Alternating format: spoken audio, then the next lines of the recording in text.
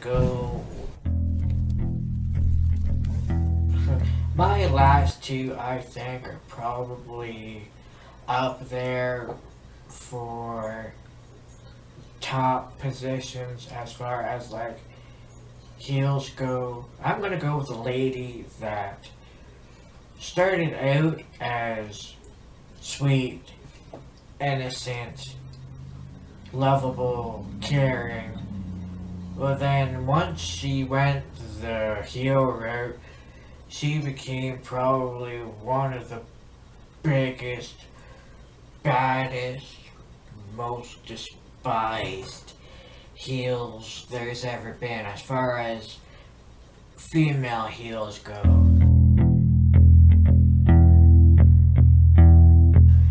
Stephanie McMahon. Oh, yeah. Yeah, there it is. I mean, you look at Stephanie, and I think she was a lot scarier when she was younger. As a heel, you know. Oh, yeah. I mean, I think that, yeah, she was definitely not scarier back then as a heel.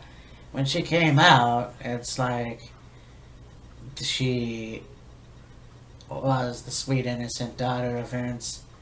She was captured by the Ministry of Darkness. Yes. They had a black wedding, you know, Stone Cold and whatever. Yeah. They're getting married to Test. Yes. To only have Triple H wearing the wedding, which led into the whole Stephanie McMahon Helmsley thing. Yes. And, you know, later on realizing that, hey, they got married for real. Yeah, exactly. Or they went out for real. And, Yes. yeah, the rest is history. And, And you know, I remember, and I may have talked about this, the modern day Macho Man Hogan thing, where Stephanie gets knocked off the apron, Kurt Angle takes her to the back and, you know, says a lot of things, and she kind of like comes to her and then they kiss. Yeah. So that's the feud with Triple H and Kurt Angle. Yeah. So that was pretty interesting. I mean, right now Stephanie is in the well, I don't know what you would call her. She's the commissioner of Raw. Yeah, boss lady. Yes. You know, it's really cool just to see how far it would go, and you know, sometimes she shoots from the hip as well. Yes. So that's pretty cool. I mean, back, you know, stage, she seems to be a sweetheart. Yeah. So that's pretty cool anyways. To see her go from that to the Ubu bench of WWE. Yes. So. And of course, who could ever forget her, I guess you'd call it, debut in-ring match? Oh god. Lita? Wait. No, Steph. No, I know. She was against, was it Ivory or Jacqueline? It was a match for the women's championship. Oh. But they got her in the ring, and of course, her having no previous experience in the ring whatsoever. And they've got like Triple H and like X-Pac and Okay. friggin' like the New Age Outlaws and all this other stuff interfering in the match, and then Stephanie finally wins the match. But the whole time, the look on her face it was just priceless. And I really believe it was a mixture of acting like she didn't know what the hell she was doing and not actually knowing what the hell she was doing.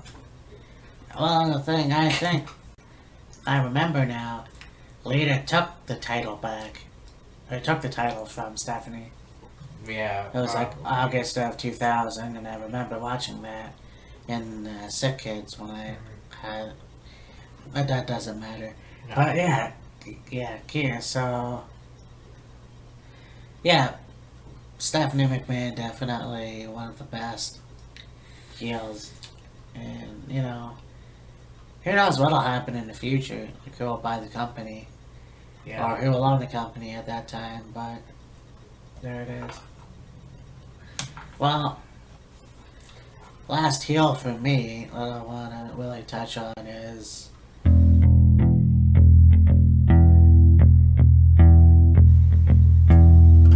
Kurt Angle. Oh, yeah. Kurt Angle definitely winning the gold medal, and then he did make an appearance in ECW at some point. Yeah, he went to a show. He was in the audience. He was watching. Of course, this is the night they had the infamous moment where Raven crucified the Sandman. Yeah. And of course, Kurt wasn't very happy about it. And then Raven comes out and he sockishly apologizes for it. Yeah. So, I mean, he comes to WWE in late 98 and, you know, wins the Intercontinental Championship and European Championship. And, you know, from there, it got him with the WWE Championship. I'm not quite sure if he was a tag team champion at some point. Didn't he end up winning the tag titles one night with Benoit? Oh, yeah, that's right, he did. Because they show... no, that was a different match. Never mind. Well, it was him and Benoit taking on Edge and Rey Mysterio at one point. Right, yes. But, yeah, so he plays the goofy heel Yeah. that drinks milk and plays the guitar and sings poorly. And he went from that to the serious ass kicker. Well, there was a thing with Charmel, which could have been used for the Jason Jordan angle. Oh, fuck, that would have been funny. But, yeah, that was a creepy. And that's all. He, you know, eventually went to TNA. Yeah. Had some interesting feuds with Samoa Joe, AJ Styles, which is interesting because on Table for Three they talk about that a little bit. Yeah. It's funny how TNA is starting to show up on the WWE network. Yeah, really, eh? So he goes to TNA, has some feuds there. In 2009 he gets in trouble for stalking somebody. He has a tumor apparently.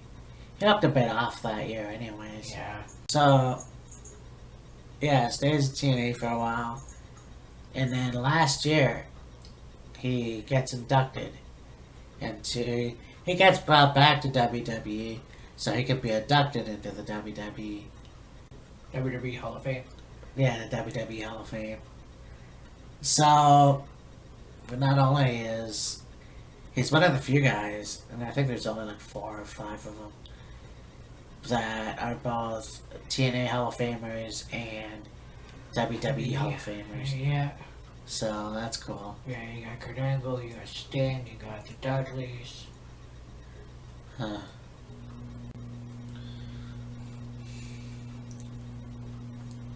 I think that's it. Yeah, I think so. But just an interesting guy. I think that, yeah, his face run was interesting. Yeah, pretty cool to see him with Austin. Yeah. And stuff like that. But yeah, Kurt Angle's definitely and the Raw GM now, and he's been in like 2 or 3 matches. Yeah. So that's pretty cool. He did the match with Ronda at Mania. He did the one match with you with Rollins and Reigns and the Shield. He also did Royal Rumble. Yeah. That's crazy.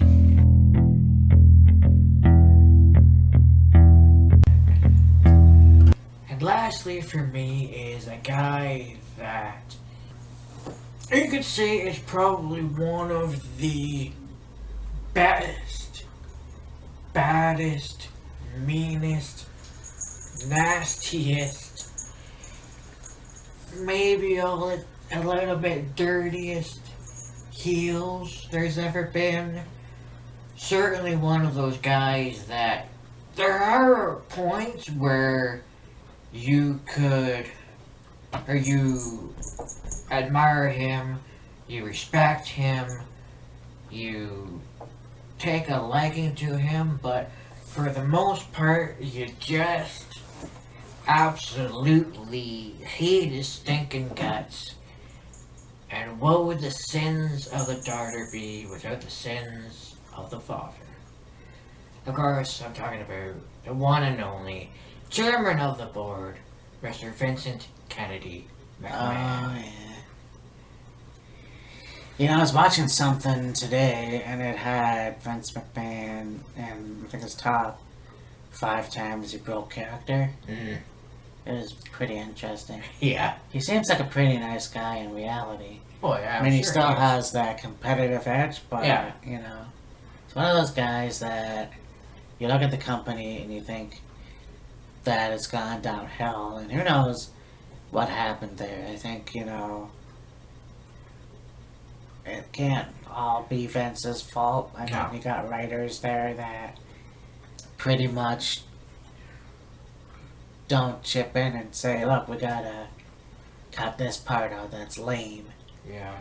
But definitely, I always say WWE could be worse than it has been. I like it.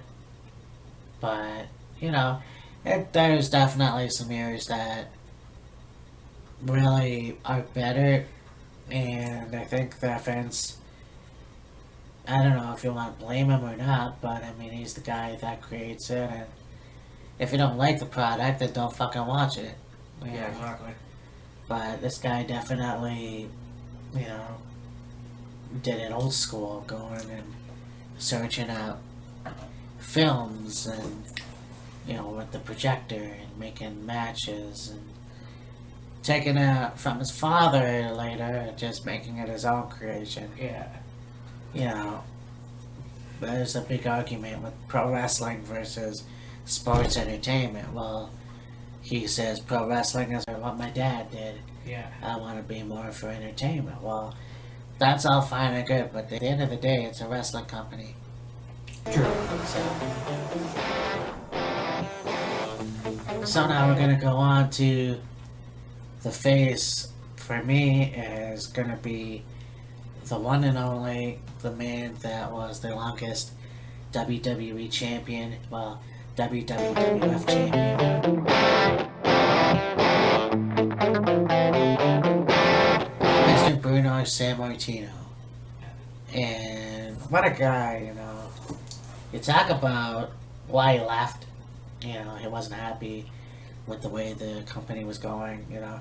It was a wrestling company. It was professional wrestling and some other stuff, and then they moved towards like the flower shop, or it's, you know, they were sort of like Saturday Night Live in some ways. Yeah. Anyway, and Bruno didn't like that, so Right, yeah. he eventually came back in the Hall of Fame, and, you know, he was in the WWE network telling stories and stuff, and then unfortunately we lost him this year, so it's crazy, you know. Bruno was one of those guys that just people got behind him and absolutely adored him, and he had some pretty amazing rivalries with like Ivan Koloff and Billy Graham and I think Don Morocco Yeah. and Larry Zbyszko. Larry Zbyszko and Stan Hansen. Yeah. Oh, definitely Stan Hansen. And of course, the infamous night he got his neck broken.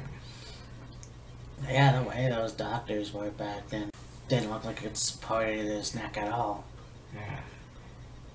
But yeah, you know, Bruno definitely one of the greats, and you know, sadly missed. I think that it was interesting him coming back, and you know, he's backstage and Vince meets him. Look at those meaty hands. Like, yeah, that's an interesting way to put. Yeah, I'll back away slowly. But yeah, Bruno Sammartino, definitely one of the greats.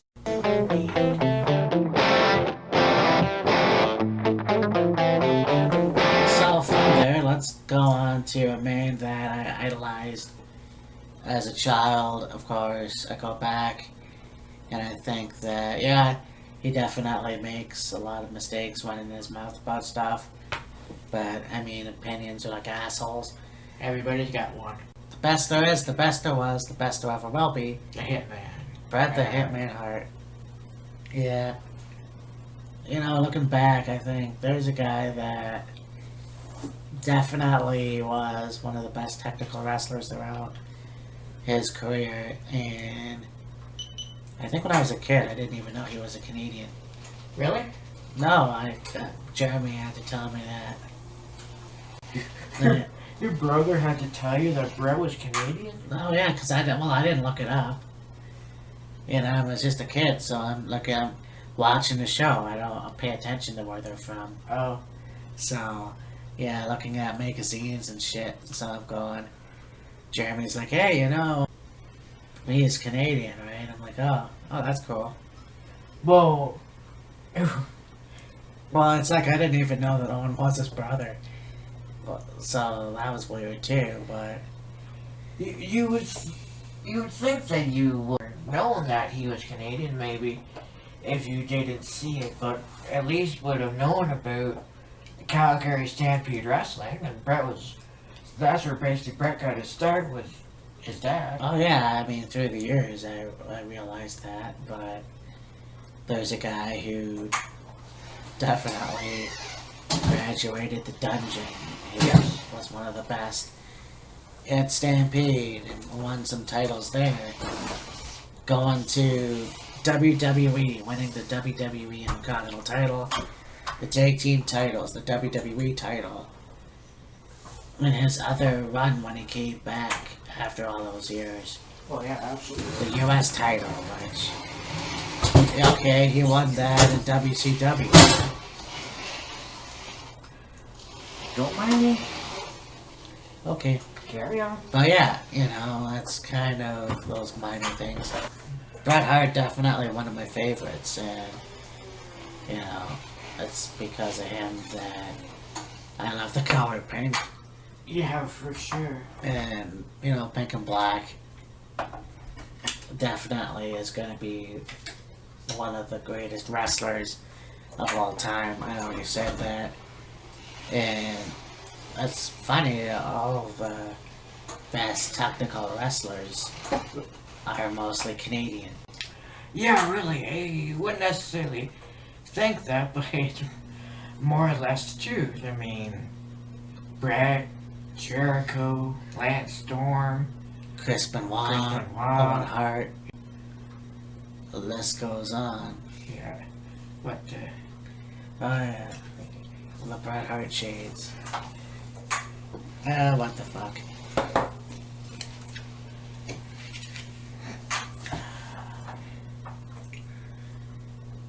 talk about Bret Hart, why not have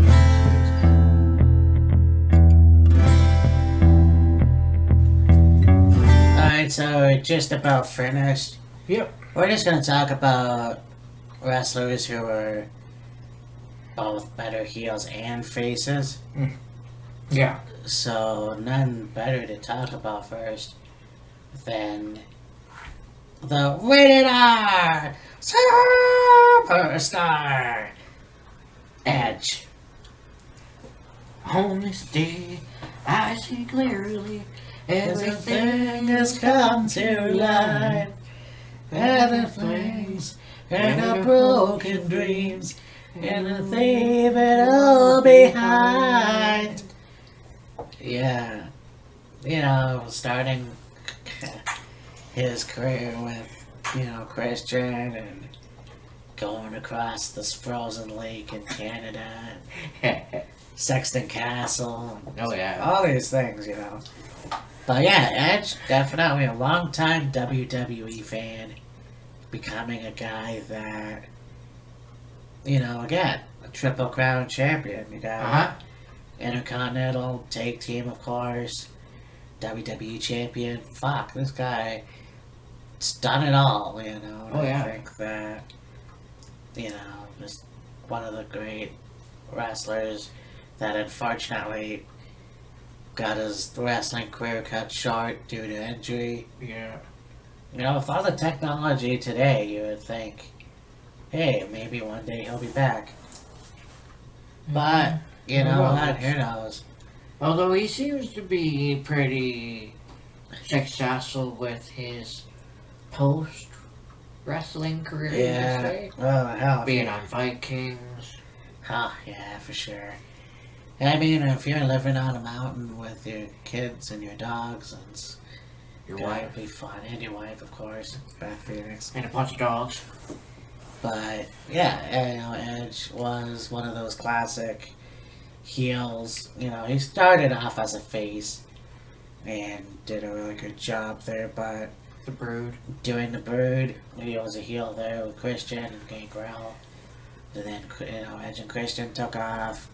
They were faces and then heels and then faces, and Heels. then Christian turned on Edge and then they feuded. And so yeah, Edge was a face for a while and then just went back to being the heel, the regular superstar. Very good feud. Also played a really good sleazeball, if you ask me. Yeah.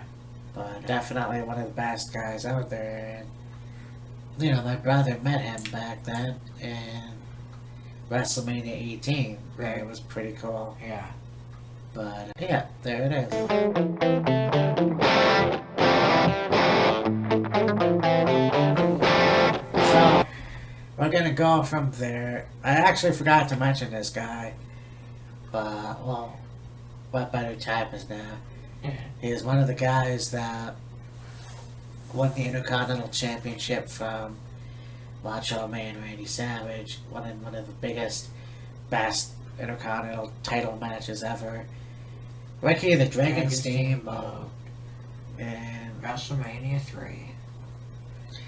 you know, you talk about, or I talk about not knowing that Bret Hart was Canadian back then when I was little, you know. I thought for some reason that Ricky Steamboat was Chinese. Yeah, he pretty much had the Oriental look, even though they said he was from Hawaii. But he's actually friggin' He's Japanese and British. I looked it up. yeah. Useless information, but there it is. No, Ricky Steamboat definitely Intercontinental Champion. Mostly going to WCW. I think he was WCW champion. Yeah, he was. And, you know, United States champion. He's one of the best faces because he was a family man. He had the whole. Well, he was a good guy. That's basically it. Yep. You know, I think that that's what he was. And having a feud with Ric Flair Yes. definitely showed that. Oh, you yeah. know, the rich snob, Ric Flair. Against the family man, all American, not regular Joe Blow. Yeah.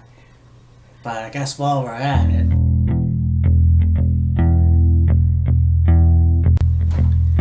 Ric Flair, Let's talk about Ricky. the Ric top, Flair. or top heel, style and profile. You know, Ric Flair started his career in the 70s, Yeah. and he was pudgy, and eventually, 300 pounds. yeah, eventually going to the blonde, jet flying, limousine riding, son of a gun. Let a machine ride and jet flying, kiss stealing, wheeling, dealing, son of a gun. Woo! One of his best feuds, though. I mean, he had a lot of great feuds. Oh, yeah.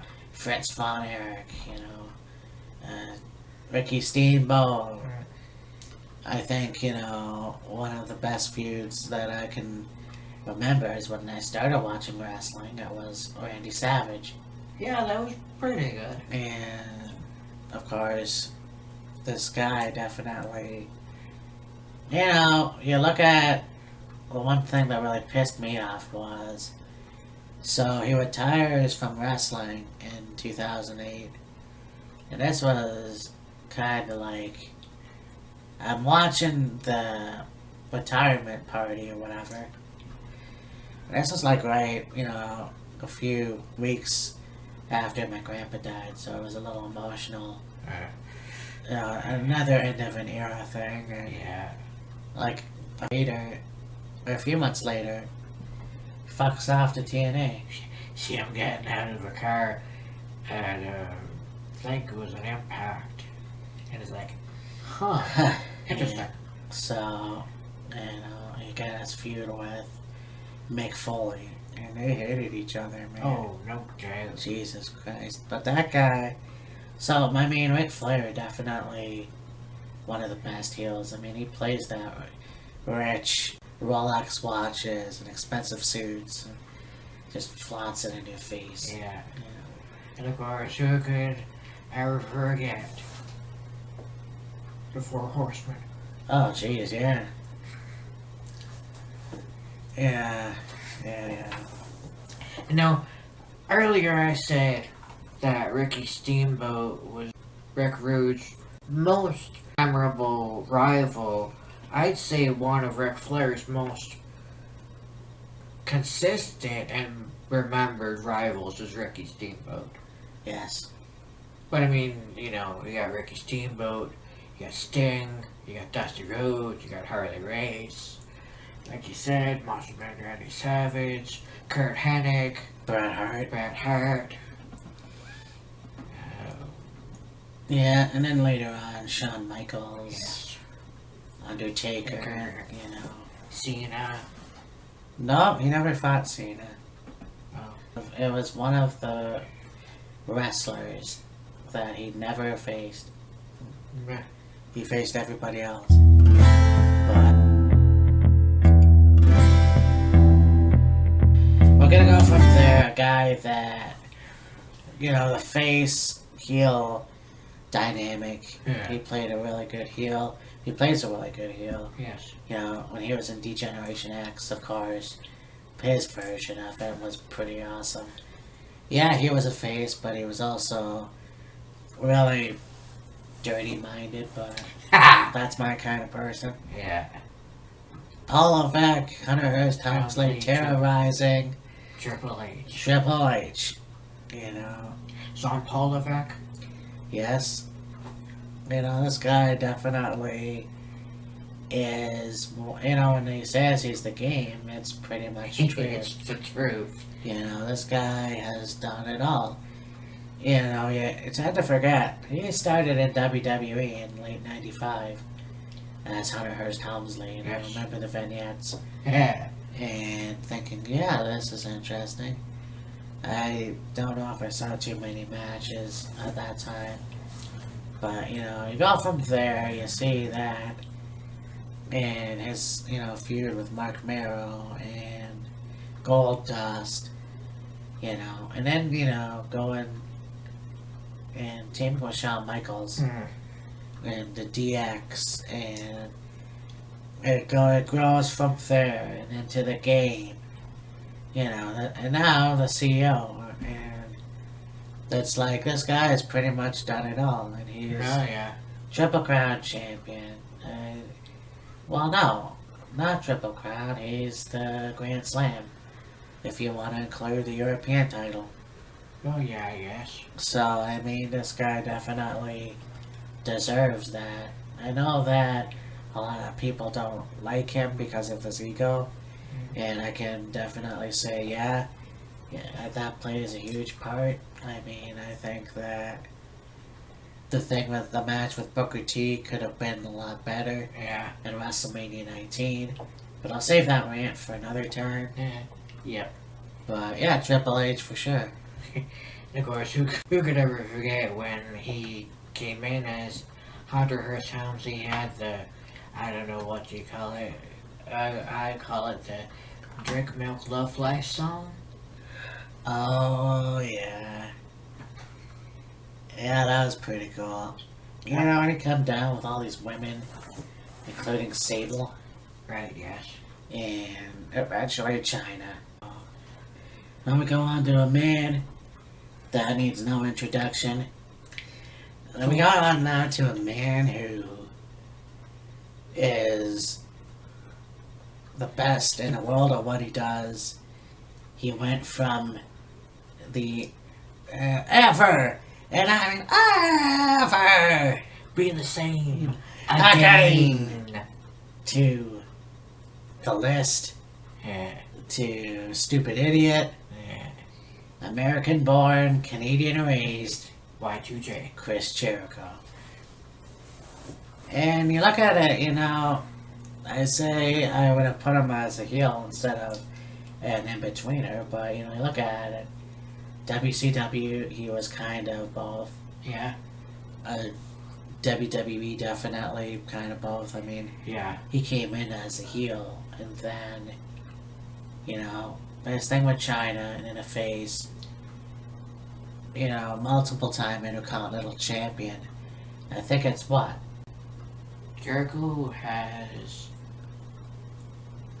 9 Intercontinental races. 9, that's what it is. I was gonna say, whatever. So, yeah. He's won above Miz. Yes. And one of the best wrestlers. I think the guy can do it all. And just like a lot of the ones we mentioned. He can be funny. Oh, yeah. He can be serious. You know, I wish that... Yeah, he had the world title for a bit. Yeah. I wish he would have held on to the WWE title. I mean, yeah, he won it from Triple H and then had to give it back. He was the first undisputed champion, but that was shared with the WCW title. Right. So, really, I think he could have had another run with that belt. Now, you know, you go on to his heelish route, and you think of the suit guy, the guy who punched Shawn Michaels' wife in the mouth. Yeah. The guy that did a lot of bad shit. And, you know, I was looking at a podcast with him, and he said, and, you know, this kind of ties into what we were talking about. He said that when he's a heel in the ring, he plays that up when he is outside, so he refuses autographs, he refuses to speak to children, he does a lot of things a heel would, so that people will perceive him as an asshole. Right. So when he goes to the ring, the audience is going to be booing him and all that shit. Yeah. So I think, wow, that's one of the best things ever. And I talked about this last week. I think that's one of the things that died. Is, you know, we all know what happens now with heels and, you know, their outside life and their, you know, signing autographs for kids and being good to kids and all that kind of stuff. And being friendly, and it's like, well, I mean, you had the mixed match show, and, you know, it was almost like it was a fun show, and we had to be fun and not be so mean and whatever. It's a competition. Yeah. That was for charity, obviously. Yeah, of course. So, but yeah, Chris Jericho's definitely the man. Absolutely. Well, one of the best, no doubt. So, I think that's it. I mean, obviously this is long, so I will cut it short. Yeah. I don't know how many parts, but I'll, you know, it'll be definitely 3 parts if I can handle it. But this has been an awesome show, an awesome episode. I'm not sure what we could talk about. We'll talk about it. We'll figure out what we're gonna do next week. But before we go, I want a shout out to one of my new, well, I don't believe that they're subscribed to me, but I'm subscribed to their channel. VINAND and SORI, they do a lot of Christian review, well, they're Christian people, so that is what it is. They do a lot of metal reviews. And I think that's pretty cool. Yeah. I think it's cool to look at, even if you are a Christian or a pagan or an atheist, just you know, we're all people. Yeah. So it's pretty cool just to see their reviews and their takes on it. And so shout out to you. Yeah, so that's pretty good. So we'll see what we can do next week. Yeah. And I don't know. Next week is... Well, next week is Money in the Bank. So I'll be doing that, I'm sure. Yes. Awesome. So, follow me, Matt. This is Killer Kyle, and he wants tacos.